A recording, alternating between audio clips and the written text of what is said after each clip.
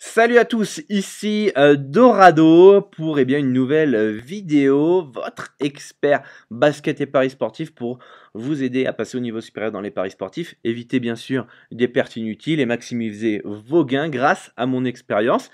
Un grand merci à tous pour nous suivre sur YouTube, d'activer aussi la petite cloche si ce n'est pas fait pour ne rien louper, de nous suivre sur les réseaux sociaux et bien sûr en cadeau. Lien dans la description, vous avez les 3 erreurs à ne pas commettre dans les paris sportifs. Aujourd'hui, on va voir ensemble, est-ce qu'il faut faire des pauses? Alors, j'ai plus le nom de la, de la phrase que j'avais, hein, mais en tout cas, en fonction du rythme, voilà, c'est là. Selon le rythme du championnat, faut-il faire des pauses de plusieurs jours?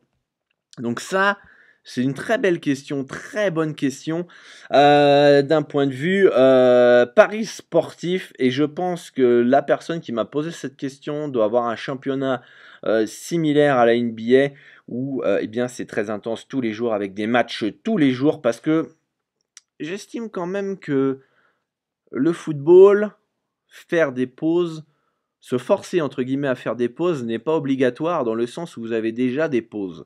Le football se déroule le vendredi, samedi, dimanche, mardi, mercredi, on va dire, si jamais il y a la Ligue des Champions, jeudi, vendredi, l'Europa League. Si je ne me trompe pas, les amis, vous me dites en commentaire si je me suis trompé. Mais en tout cas, vous avez au moins un jour dans la semaine où c'est pépère, c'est le lundi. Un jour au moins minimum, c'est pépère, c'est le lundi. Moi, j'en connais beaucoup des parieurs qui finalement bêtent les gros championnats majeurs le week-end et la Ligue des Champions et finalement ne bêtent pas l'Europa League. Parce que carotte, parce que c'est dur à anticiper, on ne connaît pas très bien les ambitions de chaque équipe, etc., etc. Donc du coup, font l'impasse sur l'Europa League. Je pense que c'est très intelligent de leur part. Et du coup, ils parient le mardi, mercredi, quand il y a la Ligue des Champions. Il n'y en a pas forcément toutes les semaines. Et le vendredi, samedi, dimanche pour les gros championnats majeurs. Ce qui fait qu'il y a repos lundi, mardi, mercredi, jeudi, on va dire, s'il n'y a pas de Ligue des Champions. Et on va dire lundi, jeudi et vendredi, ou alors lundi et jeudi en termes de pause, si jamais, mais il peut y avoir le vendredi parce qu'il n'y a pas beaucoup de matchs le vendredi en championnat majeur, c'est surtout le samedi dimanche, donc on va dire lundi, jeudi, vendredi, d'un point de vue repos pour le football. Donc personnellement, si j'avais ce rythme-là, moi, d'un point de vue NBA qui est tous les jours, et je le vois déjà avec la WNBA, où il y a des matchs, il y a des fois il y a des jours il n'y a pas de match, etc. C'est assez tranquille. C'est très bien pour reposer, pour se ressourcer. Je vais vous donner une petite anecdote ici au Mexique. Un jour, j'ai pas eu internet pendant 2-3 jours. Bien sûr, je crois qu'il n'y avait même pas d'électricité. Bon, bref, je sais plus, mais en gros, bien évidemment, à 20h, 21h, j'étais au lit. J'avais plus grand chose à faire. Bon, j'ai pas internet, j'ai pas d'élec pendant 2-3 jours. Et du coup, j'ai kiffé, mais alors j'ai kiffé le fait d'être coupé du monde, d'avoir pas cette habitude, on va dire, inconsciente d'aller checker Flash Résultats ou l'application NBA pour les résultats, de ne même pas savoir ce qui était en train de se passer. Je sais même plus si j'avais un bet ou pas. Je sais même plus si j'avais un bet ou pas, mais j'avais tellement kiffé de ne pas avoir ce stress, on va dire, parce que si on a un bet, on est un peu stressé, on check quand même les résultats. Si on n'a pas de bet, on check si ce qui nous avait plu passe ou passe pas. Et puis si jamais ça se passe bien, on se dit merde, fait chier, on est frustré. On a toujours une petite boule en fait au fond de nous. Et le fait d'être coupé obligatoirement, ça m'a fait un bien fou. Et là, je me suis dit, putain, il faut que j'arrive à mettre en place une soirée où je coupe tout. Je coupe tout et je profite de ma femme, de ma famille, et que voilà, c'est 100% pour eux, etc. Donc, pour moi, c'est primordial de se prendre une journée pour, tout couper. Je dis pas, parce que moi, les matchs NBA, je suis obligé de les analyser tous les jours. Mais je veux dire, une soirée où vous coupez tout. Une soirée où vous coupez tout. C'est-à-dire que moi, aujourd'hui, j'ai pris le jeudi. Le jeudi, pourtant, c'est les gros matchs souvent en NBA, les gros chocs, etc. Mais c'est la journée où je sais que tous les jeudis, il n'y a pas beaucoup de matchs.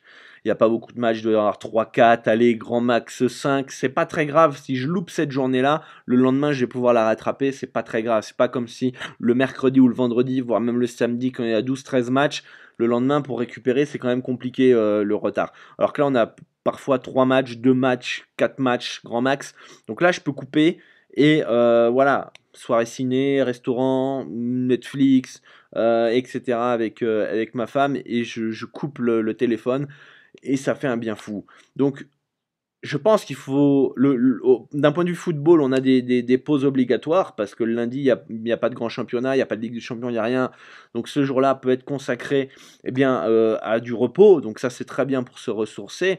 Quand on a un championnat comme la NBA où c'est tous les jours, il faut s'imposer une journée où voilà, vous allez analyser les matchs, vous envoyez votre bet et après vous coupez le téléphone, vous le mettez, vous creusez un trou là dans le jardin et puis vous mettez le téléphone dans le au fond.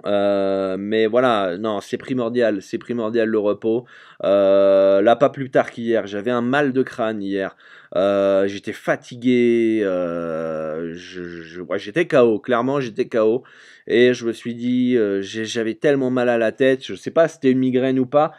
Pour être devant l'ordinateur tout le temps, je suis pas pourtant habitué à avoir des migraines, mais en tout cas, j'avais très très mal au crâne. Et voilà, 20 h, j'ai été me coucher. Là, aujourd'hui, je suis au taquet, là, j'ai enregistré plusieurs vidéos, mais je suis rechargé. Donc voilà, j'ai fait l'impasse de la soirée d'hier pour, j'avais pas le choix, là, c'était ma santé qui était entre guillemets, qui m'empêchait de me concentrer sur les matchs. J'ai été me coucher et j'ai rechargé les batteries et ça fait super du bien. Donc je pense que je vais m'imposer une journée comme ça où je vais me coucher plutôt tôt. Je pense que je vais essayer de me coucher même tôt tous les jours, vers 21h30, grand max 22h, mais je pense 21h, le PC est coupé.